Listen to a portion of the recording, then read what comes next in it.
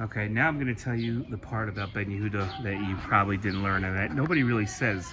The story about Ben Yehudah is that Ben Yehudah came here in the late 1800s, early 1900s, and started a movement where he wanted everybody to learn modern Hebrew. He started creating modern Hebrew.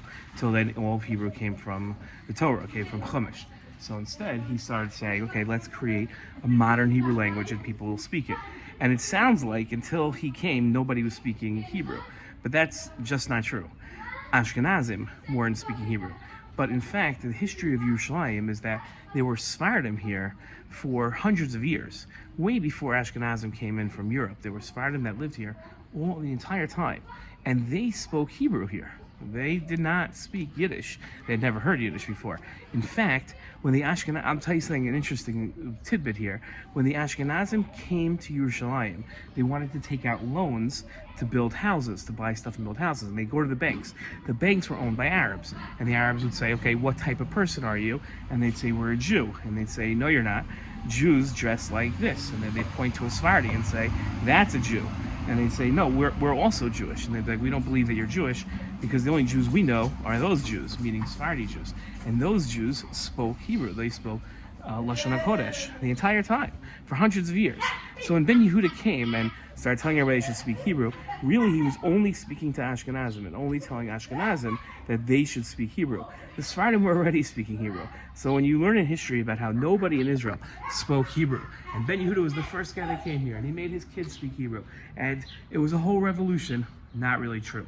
Now, there were a lot of people that were against Ben Yehudah's idea that we should speak Hebrew. They said Lashon HaKodesh is kadosh. That's something that we're going to talk about in a second. And you shouldn't use it in your everyday speech. That's wrong. It should be reserved for tefillah, for davening. It should be reserved for limud Torah, for studying Torah. That's what it should be reserved for. And when you go to the store and you say, I want to buy a package of tissues, you shouldn't say that in the same language that you're learning Torah in. That's achil. That's a desecration of the kedusha of Hebrew language. Now, Ben Yehudah obviously disagreed, but people were violently against him. They would spray paint this house. They would desecrate this house. They would throw things at this house.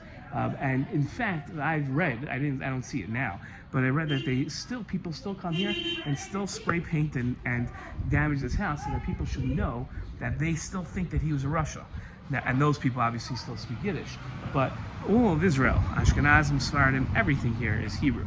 Everybody speaks Hebrew, and that's the language. So Ben Yehudah got the last laugh. He won, but you can see behind me these kids, right? They're Ashkenazim, and they're all speaking Hebrew to each other, and that's really what took hold. So Ben Yehudah was a revolutionary figure. He was somebody that caused a big stir because of what he tried to accomplish by speaking modern Hebrew. But again, wasn't the first guy to speak Hebrew in Israel. The first guy, well, a lot of people spoke Hebrew thousands of years ago. The first guy that spoke Hebrew here, people spoke continuously. They were just Sephardim and not Ashkenazim. And the Ashkenazim wrote the history books, which is why we learned about Ben Yehudah being the guy. Now, he also wrote dictionaries, and there's a famous street in Yerushalayim called Ben Yehudah, one of the biggest streets, and it's named after him. And almost every city in Israel has a street named after him. So now you can picture him. This is where he lived, up on the top floor here. This is probably his porch that he stood on. It looks like it's from here 1900. I don't know if I would stand on that thing. That does not look so stable, but this is where he is. So now you got to see it yourself.